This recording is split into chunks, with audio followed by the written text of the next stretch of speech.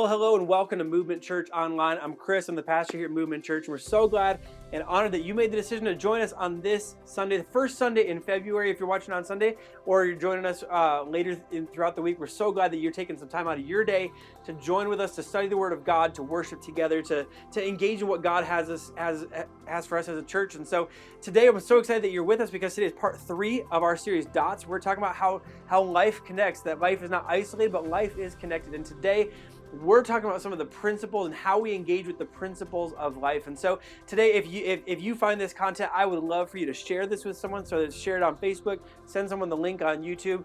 But man, I'm so glad that you're joining with us, and so glad that you're joining it. If you're brand new because someone sent you the link, I'm glad that you're joining with us too. So today is part 3 of Dots, and we're going to jump right in.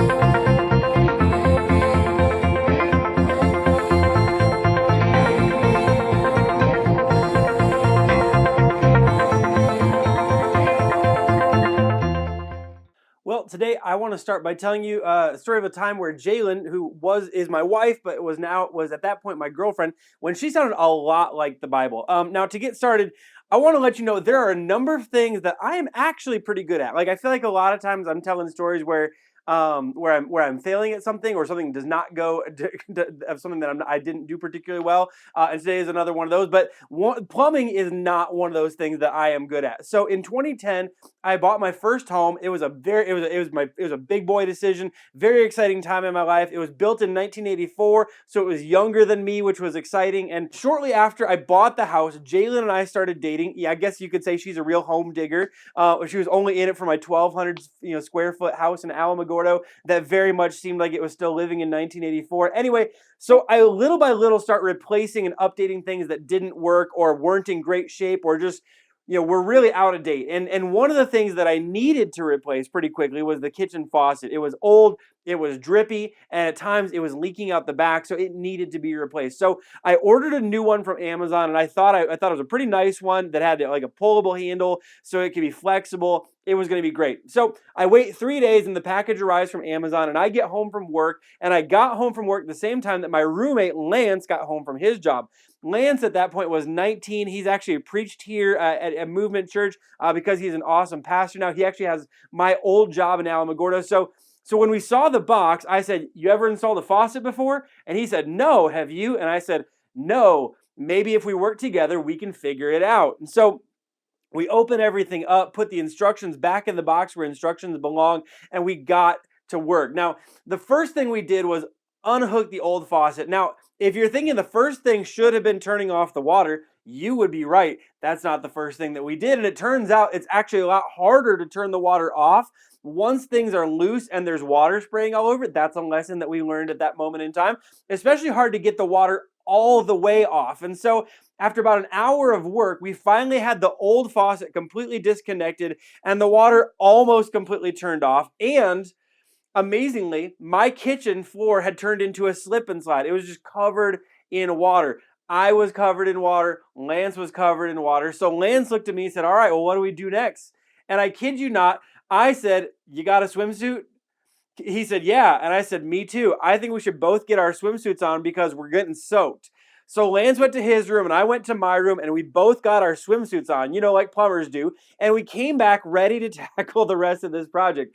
We looked at all the parts and we figured that we had a pretty good idea what to do next. So we got back under the sink, laying in water, my body in one door, his in the other door. And sure enough, We had just no idea what we were doing. No idea. It was at this point in time, after about 35 minutes of that, 45 minutes of like, well, I don't really, I mean, we could hook this up, but the whole thing was, it was this pullable handle, which meant that there was connections that we needed to make that we didn't know we needed to make. Anyway, so Jalen walked in the door. She had gotten off of work. She came over to my house. She entered the door, excited to see this new faucet because I had texted her, "I'm installing the new faucet. When you're done with work, you got to come over and see the new faucet." So she came over after she was off of work.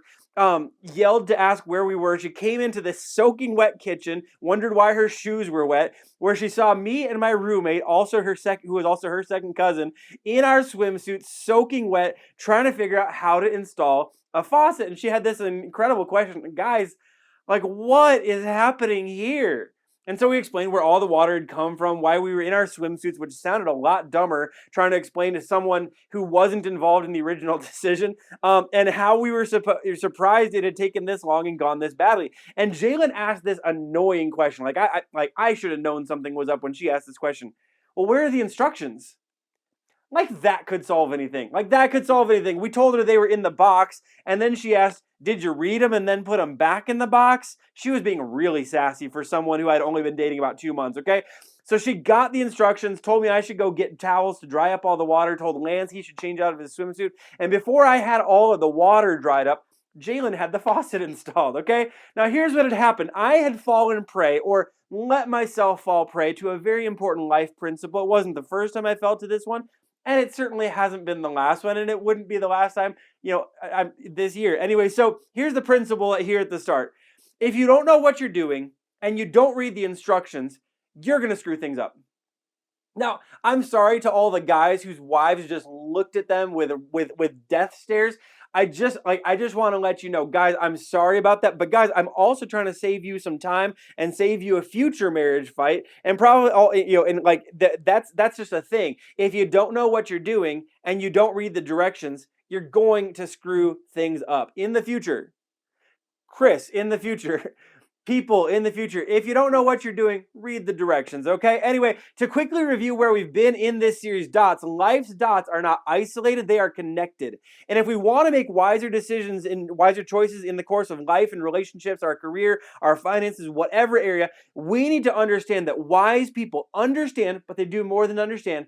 They act like life's dots are connected. If we want to make wise decisions, we have to make choices acknowledging that today and tomorrow are connected, that what we choose now determines what we'll experience later. And last week, we leaned into the idea of learning from our past mistakes, letting those dots from our past influence our decisions today so that we don't repeat those same mistakes in our future. Learning from our failure so we don't repeat it. Learning from our regret so we don't relive it the next time. And so today, I want to move into the new content by helping us understand something that's true about dots.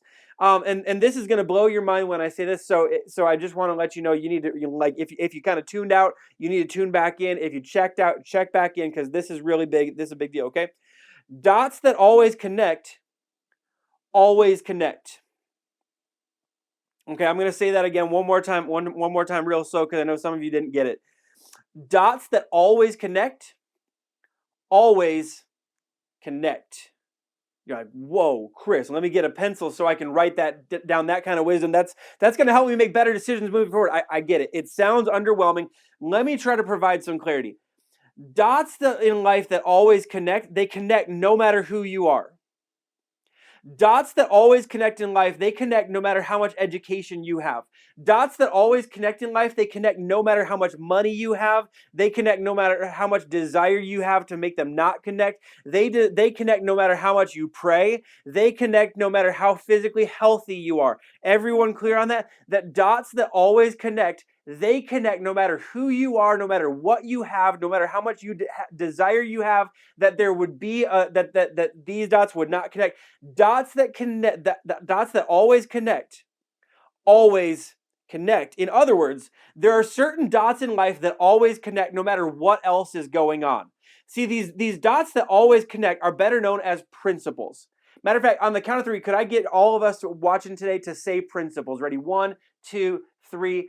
Principles. right? Now, some people, especially in the scientific community, might refer to these principles as laws, such as the laws of gravity, the laws of motion, the law of elasticity, and sometimes people prefer to refer to these laws as principles, such as Archimedes' principle of buoyancy or the principle of uniformity of nature. Now, I don't know what all of those principles are, but they're at play all of the time, every single day of your life, no matter how much you wish they weren't at play. Those are at play every single day and every single moment of your life. And here's my definition of a principle.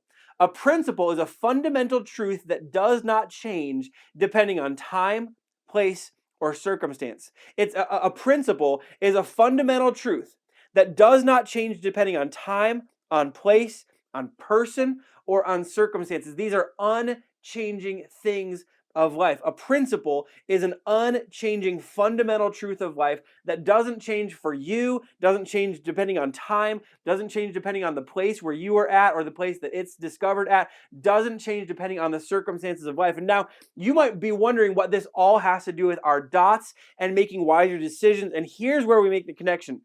There are certain dots of life that are always connected.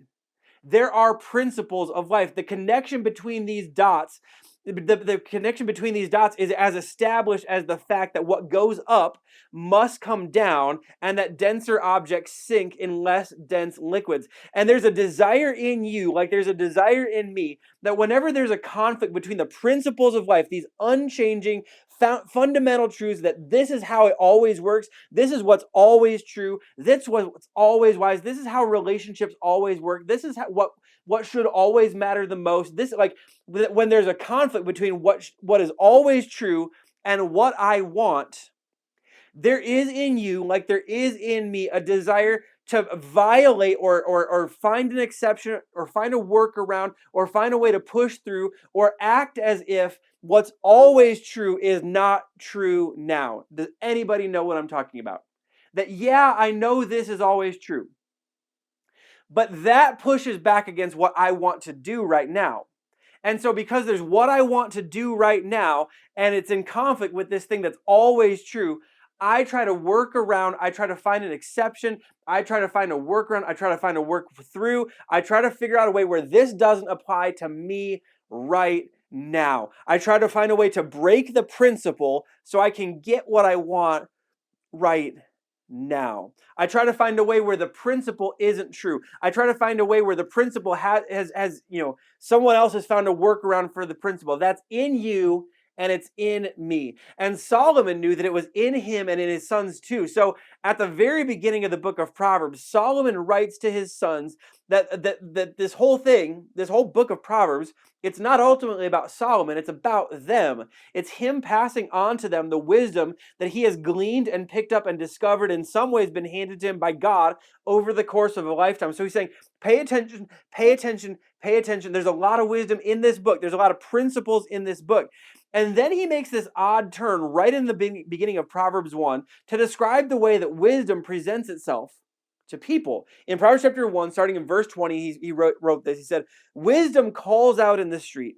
She makes her voice heard in the public squares. She cries out above the commotion. She speaks at the entrance of the city gates." Now, again, it's important to remember and point this out. Solomon is not describing the voice of God.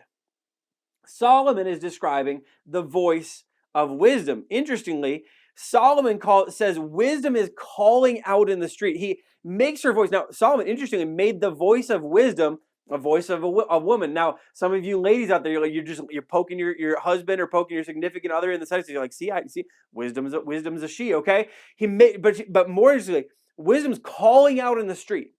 Wisdom is making her voice heard in the public square. So in the places of public square, in the places of public influence, in the place of public prominence, like out in the plain sight, wisdom is making her voice heard. She cries out. She cries out. She speaks at the entrance. Now here's the implication, and you're like, you really seem like you're landing here, and there must be something here. Here's the implication that Solomon is making. Wisdom is not hidden or hiding. For those of us who think and want to live as if we got to figure out wisdom. Wisdom is hard to find. Wisdom is difficult to find. Solomon says, no. She's crying out in the public square. This is not someone who's making themselves hidden. They're crying out above the commotion, of life, above the chaos of life. Wisdom is crying out. Wisdom is speaking at the entrance of the city gates, not waiting for you to get somewhere in the inner courts. Wisdom is available right at the beginning. So wisdom is not hidden or hiding. Wisdom is accessible and available. Wisdom is not hidden or hiding. Wisdom is accessible and available. This is to put this in the language of our principles. The principles of life, the principles of wise choices, the principles of how life works and how relationships work and how finances work and how career works and how family, all of that stuff. It's not hidden or hiding. We sometimes act like it's so difficult to figure out, but wisdom is not hidden or hiding. Wisdom is accessible, wisdom is available. Solomon said wisdom is crying out, wisdom is obvious. It's almost, Solomon said, it's hard to miss how things are supposed to work. He says these connected dots are available for everyone to know and are available for everyone to put in practice in their life. In fact, they're so available, they are crying out for people to know and apply them for their benefit. And they're available and they're accessible and they're obvious right off the bat. It is not like you have to go and on your own merit and try to figure this out and try to find it. He says right off the bat, this is available at the entrance and it's crying out to you. Wisdom is not hidden or hiding. Wisdom is accessible and available, which begs the question, well, why do so few people find this wisdom that is accessible and available? Now, that's a really interesting question. Wisdom actually, Solomon says wisdom actually has an answer. He says, how long, inexperienced ones, will you love ignorance? How long will you mockers enjoy mocking and you fools hate knowledge? Solomon is saying that for wisdom, from wisdom's perspective, to ignore wisdom, which is accessible and available, is because we love ignorance. We want to act as if wisdom is hidden so that so we don't hold ourselves accountable for what's available and accessible. And I would add this, to act like wisdom is hidden when it's available is to prove that we love claiming ignorance. Well, I mean, how was I supposed to know? How was I supposed to know? And Solomon would say, because wisdom is available and accessible. That's how you were supposed to know. He went on, if you respond to my warning, then I will pour out my spirit on you and teach you my words. Now respond, meaning if you hear, if you listen, if you pay attention, if you're willing to learn. He says, this is a conditional, if you will respond, if you will hear, if you will listen, if you will pay attention, if you're willing to learn, if you're willing to embrace the principles that are available and obvious to everyone, I will. And the promise, the conditional promise is, if you will, I will. It says, wisdom says, will pour out, if you're willing to learn, wisdom will pour out the spirit of wisdom on those who will receive it. That for those who are willing to receive and accept the principles that are obvious to everyone, wisdom will make itself even more readily available. Now, he goes on, verse 24. Since I called out and you refused, extended my hand and no one paid attention. Since you neglected all my counsel and did not accept my correction, I in turn will laugh at your calamity. I will mock when terror strikes you. When terror strikes you like a storm and your calamity comes like a whirlwind, when trouble and stress overcome you. See, again, it's important to understand this is not the voice of God. This is not God going, when you screw up, I'm going to laugh and mock you. This is not the voice of God. This is the voice of wisdom. And we need to understand here, so much of our life, we as Christians, we kind of get in this way of thinking that, so much of our life, it's all a sin. Is it a sin? Is it a sin? Is it a sin? And if it's not a sin, then it must be okay. But so much of life and our decisions, it's not really a sin issue. It's a wisdom issue. It's a wisdom issue. And we need to understand that stupid can mess you up just as bad as sin. Now, the consequences are, for one, are eternal. The consequences, for one, are experienced right here, right now. But stupid can mess you up just as bad as sin. Okay? And so we act like if it's not a sin issue, it must be okay for me to do. And Solomon and wisdom say, like, hey, look, We need to understand that not everything is a sin and salvation issue, but something is a stupid or wisdom or wise issue, a foolish or wisdom. That there are things that you can do that are not sin, but are still stupid, and stupid can mess you up just as bad as sin. See, when we sin, God offers His grace, His mercy, and forgiveness that's been established through Jesus. That's what God promises and has made available in the face of our sin. Wisdom is not so gracious. Wisdom is not so gracious that while God promises grace, mercy, and forgiveness, when we choose foolishness, wisdom promises that we will experience calamity, terror, trouble, and stress, and that wisdom will have no compassion on us when we have chosen foolishness, but will actually mock us and laugh at us like, you could have chosen. You could have done. You could have gone. You could have done all of this differently. So when we choose foolishness, wisdom says you will experience calamity, you will experience terror, you will experience trouble, and you will experience stress. That was all avoidable. That was all avoidable all along the way. Because so much of life, it's not a sin issue. It is a choosing wisdom issue. Verse 28 then goes to say this: Then they will call me, but I won't answer. They'll search for me, but won't find me, because they hated knowledge, didn't choose to fear the Lord. They were not interested in my counsel and rejected all my correction. They will eat the fruit of their way and be glutted with their own schemes. For the apostasy of the experience will kill them, and the complacency of fools will destroy them. But whoever listens to me will live securely and be undisturbed by the dread of danger.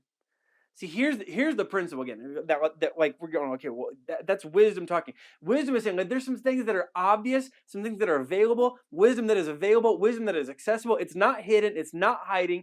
And when people act as if they cannot figure it out and can't and have to do some magical workaround and have to act like an exception to the rules that are exceptions, I'm just telling you, they're gonna experience pain. They're gonna experience difficulty. They're gonna experience suffering, and it was all avoidable. And when they call out at the end of like trying to go their own way and figure it out on their own and act as if things are hidden, they have to figure out something that's been hidden forever.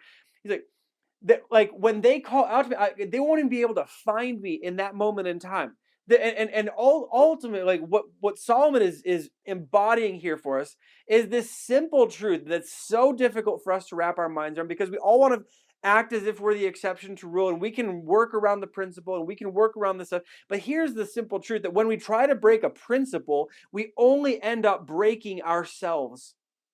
Whenever we try to break a principle, whenever we try to work around a principle, whenever we try to go through a principle, try to avoid the principle, whenever we try to break a principle, we only end up breaking us. When I try to break a principle, I end up breaking me. When you try to break a principle, you end up breaking yourself. And see, here's another way to say this, and this is really the truth of this, that when you cannot break a principle, it's unbreakable, it's unchangeable, it's a fundamental truth. You cannot break a principle. You will only break yourself by trying to break a principle. Principles are things that you do not break. You break yourself against them. These are fundamental, unchanging truths of how the world works and how wisdom works. It's findable, it's discoverable, it's accessible, it's available. And whenever we try to break a principle, we do not break the principle. We break ourselves against the principle. And so today, I just simply want to leave you with one, if that's not enough of a thought, I need to leave you with a sentence that maybe, just maybe, you need to hear more than you've ever needed to hear anything in your life. When it comes to wisdom, when it comes to the principles that life is built on, you are not the exception to the rule.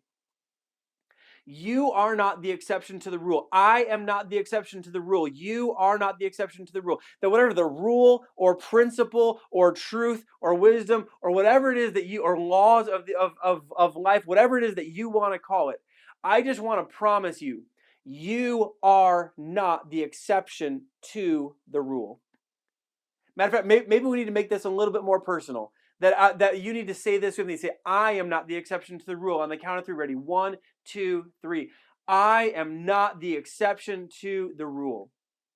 Aren't you glad you tuned in today to hear that wonderful, inspiring truth that you may be exceptional. You're part of Movement Church, okay? Of course you're exceptional. You may be exceptional, but you are not the exception to the rule. That how God designed the world to work, that how God designed the world to work and your life to be a part of the world that God designed. There are things that are true, that are not moving, that are not changing, that are not shifting. They are principles of life. And when you try to break the principles of life, unfortunately, no matter how exceptional you are, no matter how much money you have, no matter how much you pray, no matter how much time you spend in the Word of God, if you don't apply if the principles of life to your life, you will break your life against the principles of life while trying to break the anytime you try to go like, well, I'm the exception to the rule, I'm the exception to the principle, I'm the exception to the laws, the way that God ordained the world, I'm the exception to that. I'm telling you, you will not break the laws of life, you will not break the principles of life, you will break yourself against the principles of life because you are not the exception to the rule. So just because this is the way we're closing out every message during this series, I want to connect these dots for you because for some of you there are some dots that you have missed or that you have blinded yourself to. You have acted like this is impossible to figure out. Unfortunately, you have been the person that has acted in a way that shows you may love ignorance.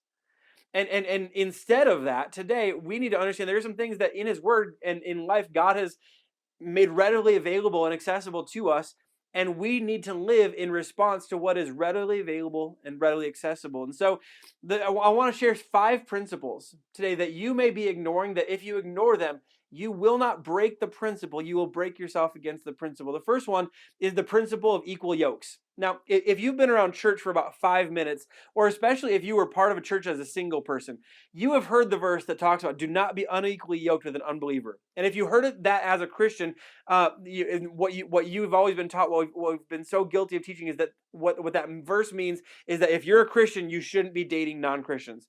Did you know that verse is not primarily about dating? And the way you know it's not primarily about dating is the word dating is not one single time mentioned in the entirety of Scripture.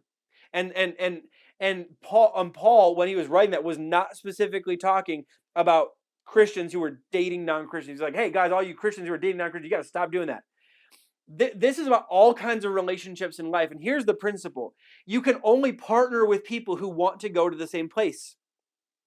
You can only partner with people who want to go to the same place. You can only partner with people who you cannot partner with people who aren't in the same place. You cannot partner with people who don't want to go to the same place. See, you can have chemistry, you can have common interests, you can have common backgrounds, but I'm telling you, if you don't have the most important things aligned, you will always be setting yourself up for heartache if you're trying to partner with people who aren't in the same place and don't want to go to the same place. And I'll throw this out there. If you're in the same place, you can figure out anything else. If you're not in the same place, it becomes hard to figure out just about anything else. This is the law of partnership. This is the principle of equal yokes, that you can't partner with someone that's where you're carrying 80% of the load and they're carrying 20%. That's not a partnership. That's you doing so much. Like you can't partner with people who are like you're strong and they're weak. It's just a simple thing. That if you want to go to the same places, you have to want to go to the same places. You have to, if you're going to partner with someone, if you're going to accomplish something in marriage, in family, in work, in career, in education, you can only partner with people who want to go, who are in the same place and want to go to the same place. And anytime you try to break that principle, I'm just telling you what you know and what you have experienced and what you will experience if you try to break that principle. Anytime you break that principle, you break yourself. And so we need to get better at understanding this isn't just a thing when we're dating. This is an all of life thing, that anytime we want to partner, we need to make sure that we partner with people who want to go to the same places. Because we can figure out anything as long as we're in the same place and want to go to the same place. We can figure anything else out. But if we don't have that in common, it becomes difficult to figure anything else out. Okay? Second one is the principle of growth and responsibility. And see, here's the thing, in our world, we act as if our growth is someone else's responsibility. And here's the thing: I think it's great to have mentors and to have leaders and small group leaders, and to have them be part of our growth process. But here's what you need to know: your growth is no one else's responsibility. Your growth spiritually, financially, in wisdom, whatever your like in life itself, in relationships, your growth is no one else's responsibility. It is great to have mentors and leaders, but if you have great mentors and leaders and you don't personally invest in your own growth, and if you don't put in the effort, if you don't take your own responsibility, all the mentorship and leadership in the world will not help you grow. And when you don't grow, you will blame the mentor, you'll blame the small group leader, you'll blame your pastor, and think there's something wrong with the process rather than look in the mirror. If you want to grow, you must take responsibility for your part of your growth. You won't grow in anything until you figure that out. There is a principle that growth and responsibility are connected, and unless you take responsibility, you will not grow. Those are dots that are always connected. And until you act as if they are connected in your life, you will not grow until you take responsibility. Number 3 is the principle of change over time. See, change takes time. Lasting change, you want to get really lasting change takes time. It requires time. Significant change takes significant time. And we so often think something is wrong when change doesn't happen fast or as fast as we would like. We think time is our enemy because time is working against us and we don't have enough time in the day. When in fact, here's the truth: change takes time. Time is your friend. And I know it seems like it's the enemy because we want change to happen so much. Like if there's an addiction we're trying to recover from, if there's a habit we're trying to change, if there's a financial picture we're trying to change, if we're trying to see change take place in our family, we want it to happen fast. But change doesn't work that way. Change takes time. Time is your friend. See, when you look at just about anyone in the Bible who experienced big change, it did not happen overnight. It happened over extended periods of time. Moses, it was 40 years in the wilderness from murdering a guy, in Egypt, to God speaking to him and calling him to go back and transforming his life and bringing patience and bringing resilience and bringing everything he would need for the next 40 years. It took 40 years to build what he would need for the next 40 years. David, there's somewhere anywhere between 12 and 18 years between Goliath and reigning as king. I mean, God set up this big, like thing. God called him, go kill Goliath, go face Goliath. And then there's 12 to 18 years before he's anointed to be the king. 12 to 18 years before he becomes the king. God was bringing him into this place where he would be ready, but it took some time to develop. Paul, there's somewhere between 8 and 14 years between his time as Saul persecuting the church and his time as Paul going out and building the church and being a missionary, planting churches all over the world. And I'm just telling you, whatever it is in your life that you like, I want this change to take place. It will not happen overnight because these dots always connect. That change takes time. Time is your friend if you want to experience change. We need to be patient in the process, that while God is bringing about change, it may take longer than we think. The 4th one is the principle of limits. This is a real fast one. Everyone has limitations. You have limitations. You have the limitation that you can't be everywhere you want to be at once. Sorry to rub that in for you. You can't be everywhere that you want to be at the same time. You don't have all of the time in the world. You have a limit of time that you have 24 hours a day. There are limitations that you have, and there's limitations beyond the limits of time and space, okay? There are some limitations that all of us have. If you attempt to live as if you have no limits, you will break yourself. If you attempt to live in a way that it does not acknowledge the limits that are very real and existent in your life, you will break yourself against your limitations every single time, because everyone has limitations. And here's the final one. There's a principle of change within time. You're like, wait, there's a principle of change over time and a principle of change within time? Yes. See, your life can only handle so much change in a time period without breaking down.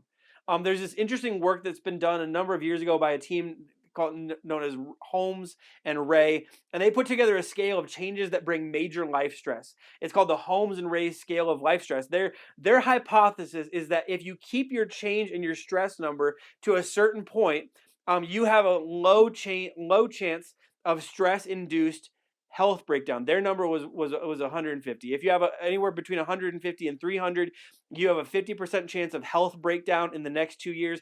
If your score is over 300, you have an 80% chance of health breakdown in the next 2 years. That how much stress we bring about by change in our lives is it all builds up, adds up to potentially wreck our health. Some of you know this, that the more stress you're under, the more stress, the more change that goes on, the more stressed you are, the more likely your health is, your physical health, maybe your emotional health, maybe your mental health, maybe your spiritual health, to just completely break down. And their idea was, when you can control the amount of big changes in your life, control the amount of big changes in your life. Now, sometimes change happens and it's outside of your control. And one of the people that I've talked with about this idea more than anyone else in my life, and I know buys into this in big ways. In the last year, he and his wife moved to a new city, bought a new house, and started new jobs. And they told me about how much change they knew they were undergoing and how they needed to be careful not to add too much extra. And then they got pregnant unexpectedly. And then the husband was diagnosed with cancer. And then the wife got so sick during the pregnancy, she was hospitalized multiple times. There was there was deaths in the family. There was friendship dynamics that completely changed. Like, and they talking to them, they said, like, we're so glad that what we could control outside of things that we couldn't control, that we were controlling the things that because otherwise we're just with the things that were outside of our control, we're way off the scales. And we know we'd be setting. So they're like, so we actually know what we need to do in response to this. We need to pay attention to make sure that so that we don't that we're taking care of our bodies. That in the midst of this, that we're being extra vigilant to make sure that while all of this stuff has been outside of our control, we're controlling what's within our control, because your body and yourself and your life can only handle so much change in a time period without breaking down. See, here's the thing. All of these are principles, and there's a whole bunch more principles in life. These are ones that I think we tend to so often miss and push back against. There are principles in life, and when you try to break a principle, you will not break the principle. You will break yourself against the principle. And I don't want that for you. I want you to live as someone who is paying attention to what is available and attainable and accessible to you. That wisdom is not hidden or hiding. But let's be people who lean into the wisdom and the principles and understand them and understand how they apply and how they work out in our lives. Because if we'll do that, we'll get to experience the other thing that wisdom promised. That if we listen and learn, we'll live securely and we'll be undisturbed by the dread of danger. That's what I want for you. That's what I want for me. That's what I want for my family. That's what I want for my kids. I want our church to be people who listen to wisdom, who pay attention to what is accessible and available. And in response to that, because of that, we live securely. And we're not disturbed because there is no dread of danger for us who live in wisdom. I want that for you. I want that for me. I want that for everyone I know. So let's live according to the principles that are available, that are not hidden, but are available and accessible. And let's watch what God does in response to that. Let me pray for you. Heavenly Father, thank you so much for who you are. Thank you for your love, your grace, your mercy. Thank you for your wisdom. And God, thank you that it is not hidden or hiding, but it's available and accessible to every single one of us. So God, I pray today that we would be people who pay attention to what you've spoken, what you've set into motion, what you have made available and accessible to all of us. God, that we would pay attention, that we wouldn't act like people who live in and love our ignorance, but God, that we would act like people who go, you know what? I can figure this out because God has made this available and accessible.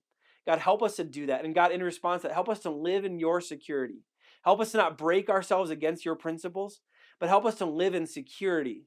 Help us to live knowing that you have a plan and that you have principles laid out before us. And we can live following that. God, help us to be wise enough to do this. Help us to have courage to keep doing this. We love you, God. We pray this all in Jesus' name. Amen.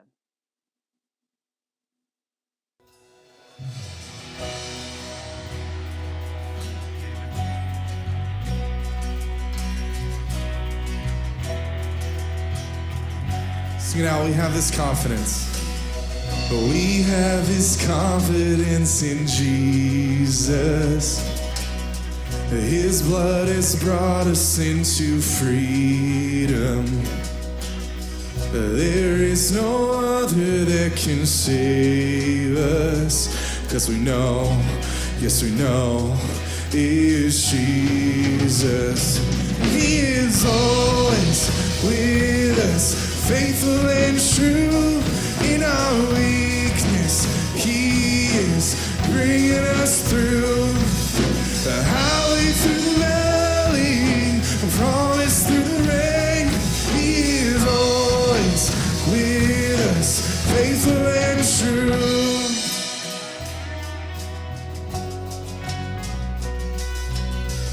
For every lie that speaks against us, His blood declares we are forgiven.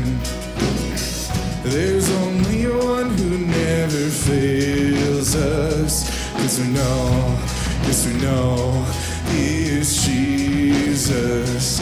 'Cause we know, yes we know, He is Jesus. And He is always with us, faithful and true. In our weakness, He is bringing us through. A highway through the valley, a promise through the pain. He is always with us, faithful and true.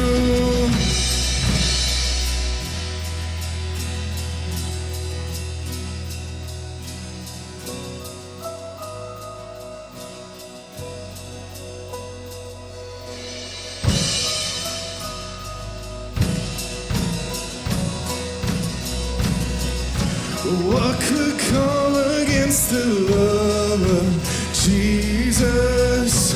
Who would dare stand in His way? There's no power that could hold back Jesus. He's here to save.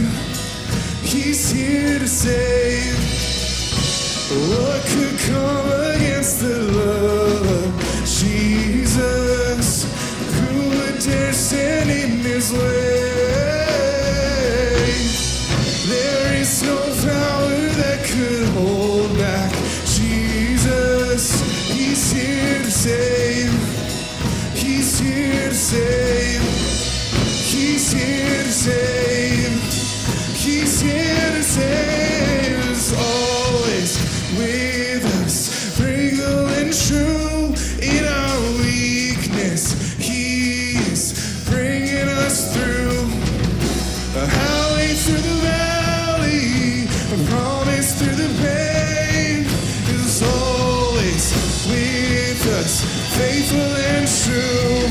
And He is always with us, faithful and true.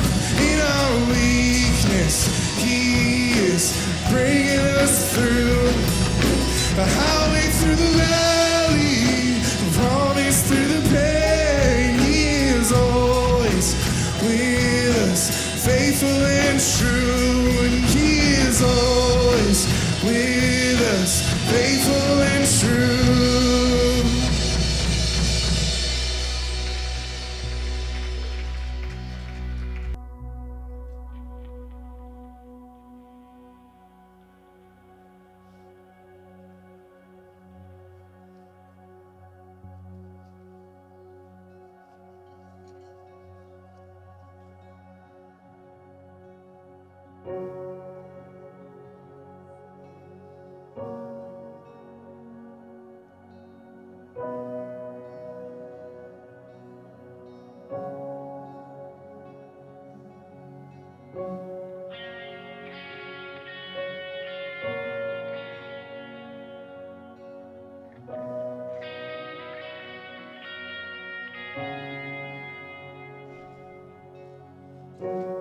I call you faithful for the promises you've kept and every need you've met.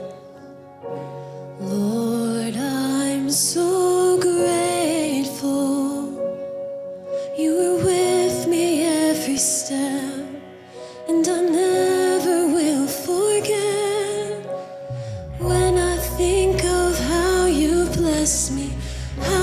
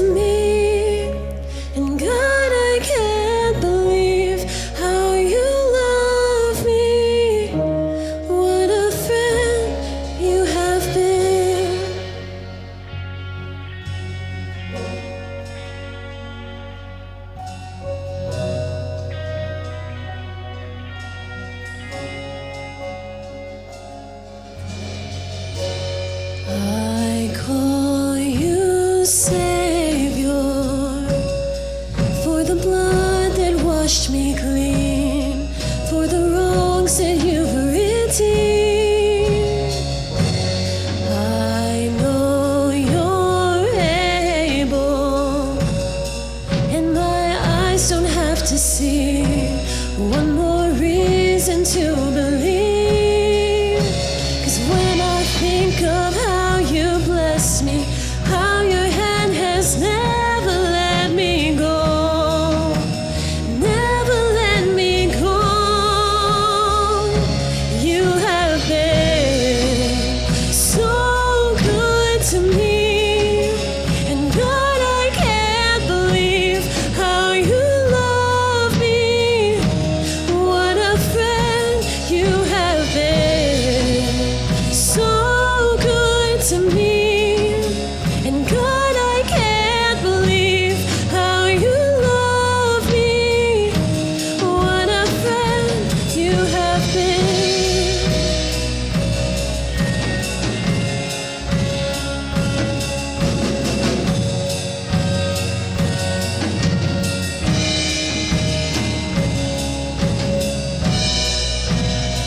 So good to me, so good to me.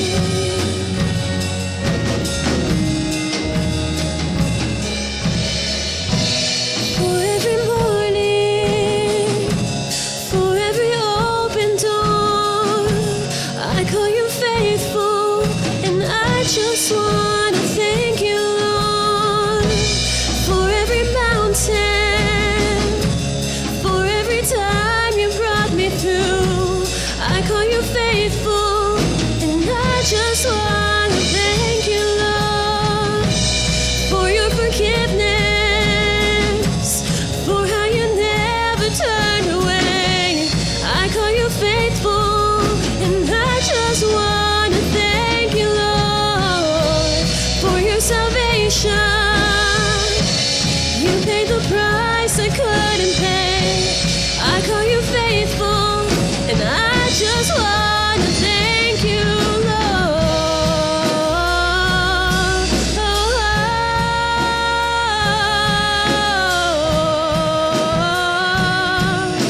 I just want to thank you, Lord.